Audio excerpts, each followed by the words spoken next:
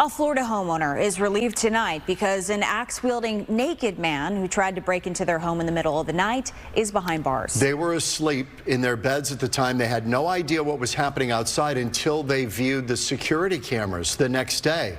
Fox's Genevieve Curtis has more. The doorbell rang and then the motion light was on, so I answered the door and the guy's standing there. Naked. An unwelcome sight on his doorstep, David Dale called the police as the naked man outside started tearing things up. That pot there was inside on the front seat, so I've taped it up for now. That man took off as police began to search. They brought a dog, they brought the helicopter. There was no sign of him that night until just down the block, Tim Reischmann woke up. And I see things are not right in the house, on the back porch. I go out back and the shed door's open, and then I look around the corner and the screen's off the window. He checked his security cams. Here's this creepy guy in the sliding glass door, naked, absolutely horrified. This video tells a story that terrifies the Reischmanns.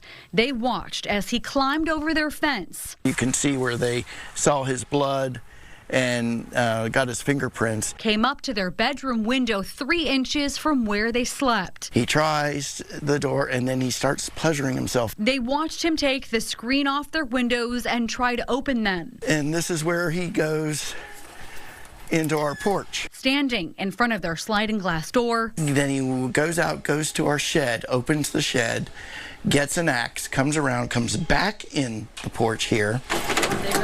Security video shows him hide in their shed and stay there for the next 2.5 hours before walking out the side gate.